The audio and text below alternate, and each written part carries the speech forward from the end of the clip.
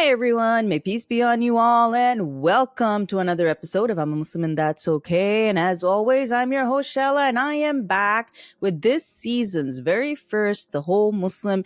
And I have a very special guest with me. And ever since I saw her on social media, very, very pregnant and doing, chopping boards and Tae Kwando, I was like, I have her on my show. And now she's not very pregnant, but I'm so glad to have her with me. Please welcome my guest, Sarah Albassri. How are you, Sarah? Good, alhamdulillah. Thank you so much for having me. It is an honor. Thank you so much for being here. And you just sent me your bio, and I was going through this. I only knew you through your Taekwondo videos, and of course, and obviously at the time you were pregnant, and even now, you post a lot about your Taekwondo practices. But you're a third-year Ph.D. student in biomedical engineering, and from the University of Irvine, California. And not just that, again, we don't know people who are on social media. Our automatic assumption is that they're all from the US, but you didn't start out life in the US. You came in 2013 when you were 20, I believe, Yes. from Syria, escaping the conflict over there. And I was like, oh, wow. And you and your family started completely new. Please just give us all a brief intro about you and how did you start out over here? Yes. So I was born and raised in Syria. My Mm-hmm. my parents are Syrian, so we've been living in Syria for like my whole 3-4 generations. And in 2011, well, before 2011, we had family members who lived in the U.S. So Mm-hmm. they were already settled in the U.S. So we were talking with them, and somehow we started the legal process of us getting, a visa to visit or to Mm-hmm. relocate, but we never considered it officially. And after the war broke out in Syria in 2011, things have gotten way too hectic and way too dangerous. Mm-hmm. My dad moved out of Syria in 2012, and my mother and my brother and I stayed in Syria for another year until he was settled in the US and we were able to move. So, yes, we were kind of forced to leave Syria just because I Mm. was actually a second year pharmacy student in Syria in a very prestigious university. So, I had a Oh, wow. whole life and a career planned out for me. Mm-hmm. And then my university closed. It had to shut down. So I was no longer Oh, able wow. to study anymore. And Mm. the fact that I'm not able to study was a huge thing, right? Because, Mm. you're just going to wait for something, for, something to happen and peace to happen, but it wasn't looking good at all. Mm. So we decided to move. We moved in 2013. Alhamdulillah, we were able to leave safely because the airport was Right. closed. So it was a whole trip Right. just getting to the US. It was just, yeah, it was not a pleasant experience. I remember I'm sure. crying for hours on the plane because it was just a shock. Mm. Like, what are we gonna do? Like, it's just a shock. And we were one of the Right. few people who were so lucky, to have the chance to Right. leave. I have a lot of family members who are still there, and they're struggling a lot. So it's very unfortunate. But for us, we were blessed, and we got to the U.S. I didn't speak any English, so I knew. Mm. They teach us grammar and everything, and you think you know until you try to make a conversation with someone here, and oh my God, I don't speak English at all. It was a complete language shock, a cultural shock. Mm-hmm. Right. Everything was a complete mess in my head, and I think I spent almost maybe 6 months not leaving the house at all. And Oh, wow. yes, like I just didn't want to go out. Like it just Mm. wasn't a vacation for me, Like it didn't feel, Right. I didn't accept it. I didn't want to accept it. Like I actually left all my belongings in Syria, and I didn't want to take Mm-hmm. my clothes. I didn't want to take any of my any of my things, because I always had that in the back of my mind that I'm coming back. Like this is just Right. temporary. And Right. so for 6 months I refused to leave, and I did art. Actually, I did some sketches. So I worked Mm. on something to keep my mind busy, myself busy. But then I wanted to start education. And that was another shock where, like, I jumped into college and I didn't know any English, and I jumped into Mm. math, bio classes, chemistry classes, and I'm like, I don't even understand what the professor is saying. Like, how will I ever pass a single class? And Oh, wow. yes, it was very, very tough, very challenging, very challenging. And that's completely understandable, Sarah. I mean, when you think about it, you've spent, and this is coming from personal experience myself. I grew up in Pakistan. Everybody, like, all my audience knows this. It's like when you move to an entirely new country. I moved because I got married and my husband was starting his residency over here. But for your situation, there was a war that literally, and as you had mentioned, y'all were lucky to be able to get out. There's so many people who are still in that situation, and unfortunately, the war in Syria has not stopped. There is still continuous conflict and continuous there's no real lasting peace there, unfortunately. So yeah, you're always hoping to be able to go back, and I completely understand, like, to you just took the bare minimums and went, and like, for not being able to speak English, that's a given. You were not raised here. The primary language you grew up with was Arabic. So this is not like an illogical conclusion. Yes, new country, new place to live, completely different language. I'm like, mad props that you even attempted to go into another educational institute where, language barriers there. There's so much cultural barrier over there. And then to have to start from scratch, I can't even imagine. Like, it's all so difficult. But amidst all of that, and you've written this in your bio, you started Taekwondo. And I think, if for any of this, I'm like, how did that happen? Like, how did you get into that? um, so here's the thing. It was actually a result, unfortunately, of many negative comments that I received when I was walking in the streets. Like, I remember Oh. after a few months of not leaving the house, and, like, I decided to start going out, at least to Mm. a coffee shop, just try to kind of, explore the new environment, because Right. you want to adapt, you want to continue on with your life. Right. Like, once you accept that, this is where now you live, you have to start moving Mm. forward to not be stuck. Mm. And I Right. started going out, I started meeting new people. And I still remember, I can't believe this, it happened more than 9 years ago, and, like, I still remember it vividly. I had Mm. to take the bus, and this lady was driving in her car and trying to cross and go to the right side, and she saw me, and she's like, it was a Christmas time, so she's like, Merry Christmas. And I'm like, oh, Merry Christmas. And she's like, could you tell your people not to bomb in Europe anymore? Oh, I'm like, Lord. Oh, my gosh. I Ooh. don't know how, like, I was just trying to translate it in my mind. English was still new to me. I'm like, Right. Right. why would she say that to me? Like, what did I do? Right. Like, it's just a shock. Like, and I was so, like, new, and I was just trying to fight Oh, myself my to leave the gosh. house, and that happened, and I'm like, Right. I felt awful.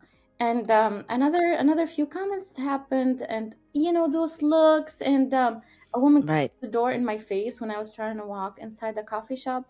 So it was those little Oh, things wow. that, we Mm. always tell ourselves, like, it happens everywhere. A lot of Islamophobia, unfortunately, Hmm. in a lot of different countries, especially in the US. But, alhamdulillah, in California is not as bad as I think, a different state. Right. So I kind of also got lucky choosing California, but things like that happen everywhere. Um, But here's the thing, Sarah, and again, I'm speaking from my own experience as well. You grew up in a place where, like, everybody saw you as another person. mhm, I have the same experience. Like, I grew up in another country. Everybody sees you as another person on the street. There's nothing special about you, and I mean that not in the bad way, but you're just another random person. right. And but when you come to another country and you experience these things, you you're like, but I'm just another person. Why would anybody just say something like that to you? I feel bad that you had to hear stuff like that. It's just, it is a huge shocker that you've never experienced anything like that in your life, but then suddenly you're this grown adult and you have to face such terrible kinds of discrimination. It is, and unfortunately, some people, pay it with their lives or with their like they get attacked Hmm. because of that. And Right. I only received hate comments. Nothing went beyond Mm. that, alhamdulillah. But what happened is that I felt so like threatened. If like Right. I felt unsafe, and Right. I was just so anxious. I'm like, I want to do something. Like, I want to be physically strong, but not only physically, I Right. want to be mentally strong. I want to be able Hmm. to have more confidence to speak up, if Right. or not to feel as shaken up when that thing happens. And so Right. I looked around, and I'm like, oh, I've always like we're in love in anime, and a lot of Mm. anime characters who do martial arts, and I'm like, okay, Right. let me like look into that. And there was a studio maybe 5 minutes away from my place, and it was Taekwondo. So I didn't Oh know wow. what Taekwondo was, or like the different types of martial arts, but I kind of chose what was closer to me, and I started it. Mm. And I've chosen that place because my cousin's son was going there. He Mm. I think he was 12 years old. So I started when I was 22, and Mm. I went in there and I asked the Taekwondo master, like, is it okay? Like, I'm wearing, like, I didn't know, like, is it acceptable to be Mm. wearing hijab and do this? And he's like, what do Right. you mean? Like, of course it's acceptable. Like, we have people in Korea who travel to Korea and, like, they wear the hijab. Like, he's a Korean, Right. but he knows what hijab is. So it was just very Oh, nice, that's. very nice to hear that. I'm like, wait, this is acceptable? Like, it's funny. It's Mm. funny that you don't think people should think that way, but unfortunately, it's embedded in our mind now. It it's not popular perception. That's the problem about all of this. That they only have a certain perception of how people who do martial arts look like, but that's not the truth. Correct, correct. Yes. So I started, and the best thing about it was meeting people, the social activity, Mm.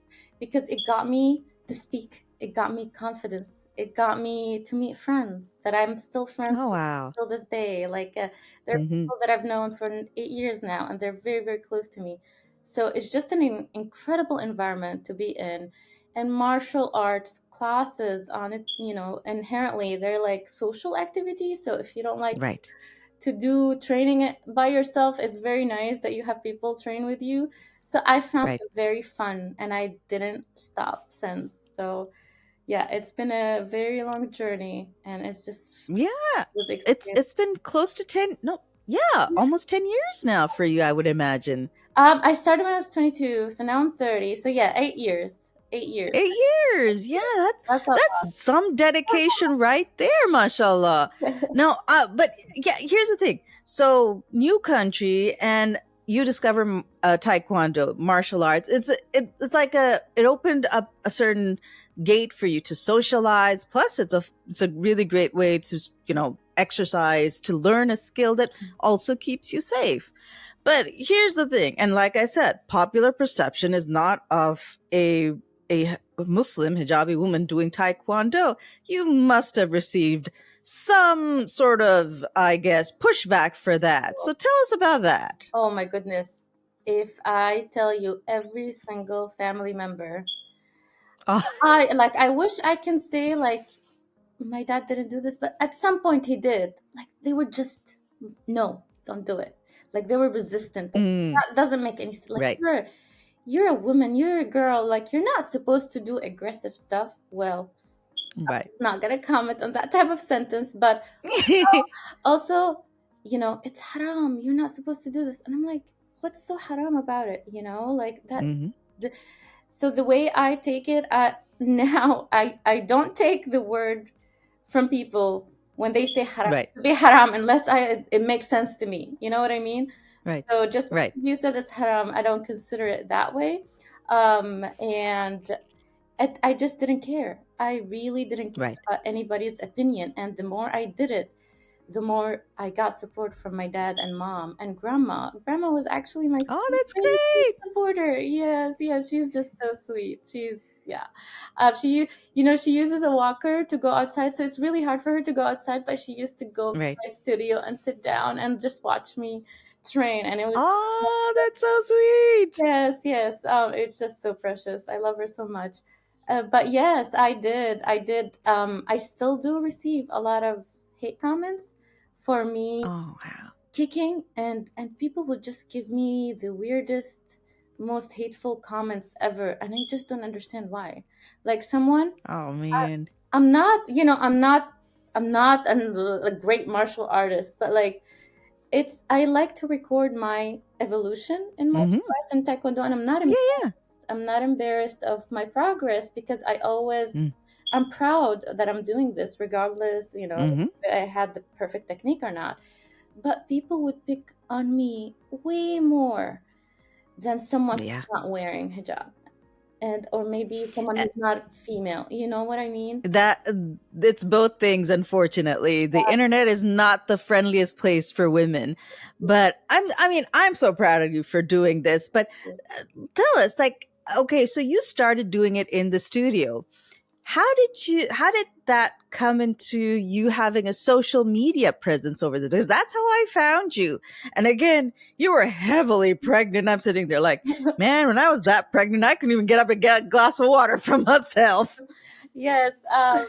So, so I think the time I started was COVID time. COVID started Hmm. a lot of good things and bad things. Unfortunately, happened in COVID. But Mm. one of the good things is that a lot of people started being content creators, and Right. I I wanted to try it for fun. I had a goal in my mind. The kids. So I was sorry. I'm like going back and forth, but I was an instructor at a studio, and that studio had to Hmm. close down, so the kids weren't able to go to their Oh. classes. So I felt Hmm. guilty, and I wanted to keep them engaged in taekwondo, and I felt like so sad. So me and another instructor started this Zoom classes that we offered for free for our students, just because we didn't want them Hmm. to be depressed, because they got used to doing taekwondo Right. every day almost. And then what happened is that I used to take videos of those classes so that my students can watch them and learn technique, because I couldn't Right. explain it to every single one on Zoom.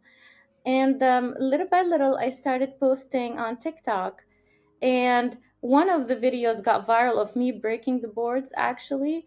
and Right. and it was just so nice to see, because in comments section I saw some of my older students who stopped going to taekwondo was like, oh, instructor Sarah, this is you, this is awesome. Hmm. And it was just a wholesome moment for me, and that joy, that just seeing those kids kind of look up to me, and Right. getting excited about my videos pushed me forward. So when I knew that I was pregnant, I was like so happy. But everyone was like, "Oh, I think Mm. I'll stop taekwondo now." Like, and I'm like, I'm month one, and you're already Right. mentioning me stopping taekwondo. So I talked Right. to my gynecologist, and I asked her, I'm a martial artist.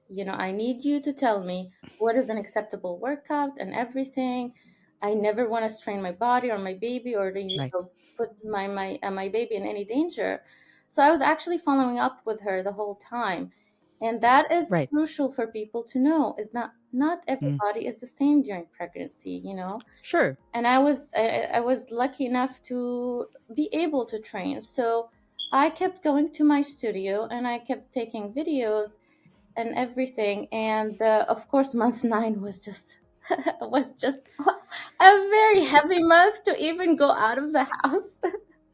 Yeah, I mean, again, like I said, anytime during pregnancy, I mean, mad props to you that you were doing this, and again, you were doing this safely. You were consulting your doctor, and to everybody, I mean, like what the popular thing is that you just sit and eat when you're pregnant, but exercise is a very essential part of having a healthy body during pregnancy as well.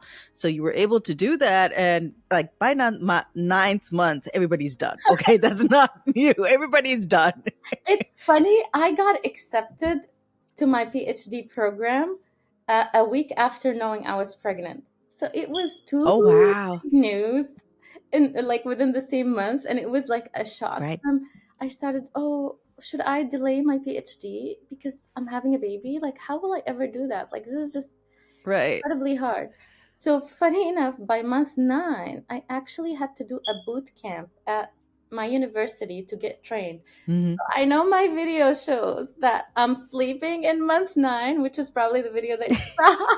I was actually going to the boot camp 8 a.m. to Right. 5 p.m. to train in the lab and take classes and drive for another Oh hour wow! to be back home. I I started my PhD officially and started classes, and a week later I had my baby. So it was Oh wow! hectic year. You have no idea the emotional roller coaster that I was on. It I can imagine. I can only imagine. it was tough, very tough.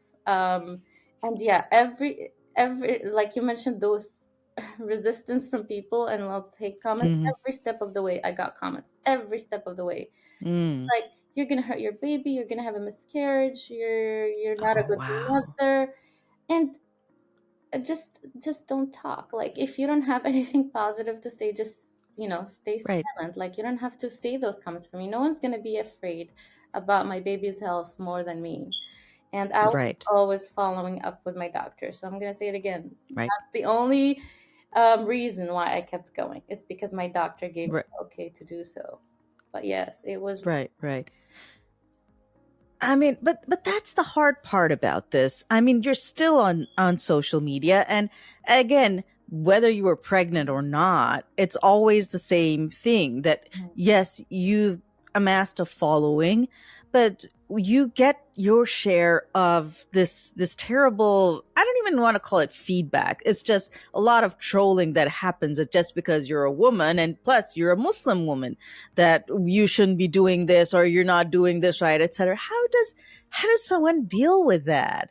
I like that's the biggest part of the, I've like interviewed so many people who are social media influencers. That's one of the things that I don't think I can ever really fully like capture in my brain, because there's so many people out there waiting to just throw in negative comments all over the place. Mhm. So I learned to.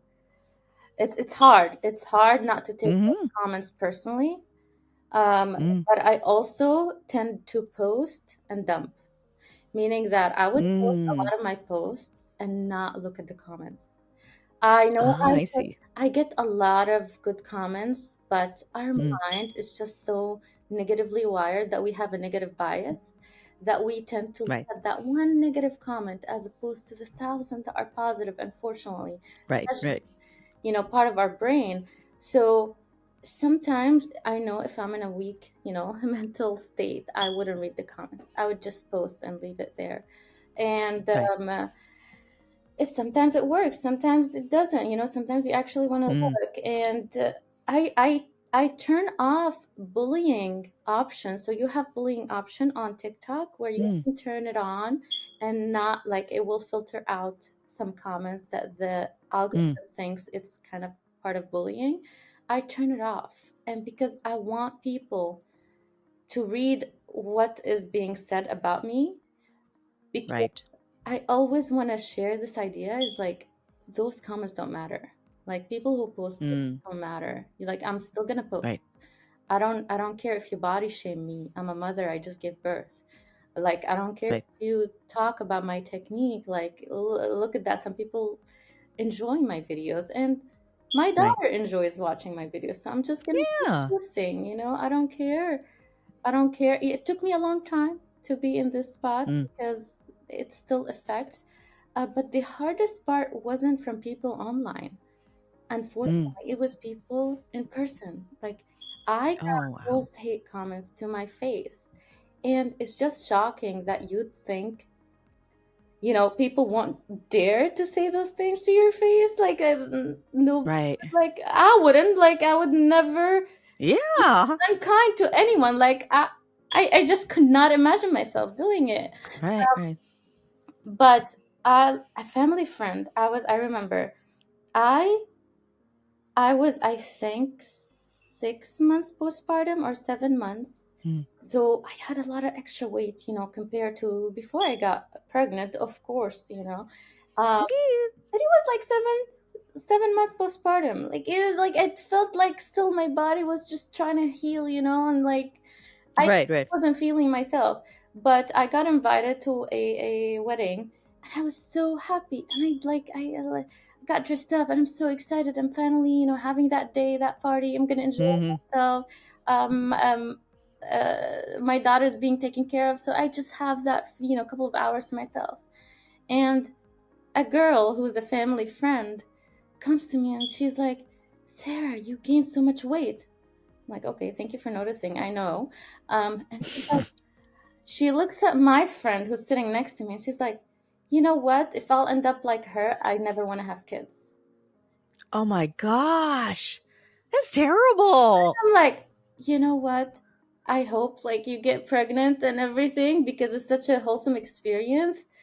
But everybody is different. Like I wanted to say more, but like I was like, what should I say? Like, what do you say in that situation? The thing is, there is so much unrealistic expectations, especially for women, that and again, I it surprises me that people don't understand that it's not just that you have a baby inside of you, everything inside of you completely alters. And from personal experience, it takes years, and even after that, like, I have extra weight and I frankly don't care anymore. You will not be the same person as you were before you had a child, in all the ways, literally all the ways. But people are like, no, you should be the same person after you had a baby that you were before you had a baby. And it's just terrible, like, to especially say that to your face, dear God. I know, and it's so sad. I received another comment from a mother. She had like a mother who's like up to like 3 years post, like after she had her child, she was talking about. I never mentioned that, but she was trying to lose weight, and she kept talking Mm. about it, and she succeeded. Um, but then she comes to me, she's like, "Oh, you gained so much. Like, you're not trying to be on a diet or something?" And I'm Oh my gosh. like, you out of anyone else should understand Right, that's not the right thing to right. say to, let alone like. And again, uh, it's not anybody else's business anyway, so. exactly. But I was in such, I was mentally so, like, I actually had postpartum depression. So that comment Oh made me wow. cry for a whole week. And I'm like, Oh why man. did I, like, after that, why do I even bother posting? Like, people will just look at my videos and say the same things. So I actually stopped for a while. I Oh. stopped posting. I didn't want to go to training anymore because I was just in that depressive mental state that I'm like, No, Hmm. like, I need to lose weight first to be able to do anything else."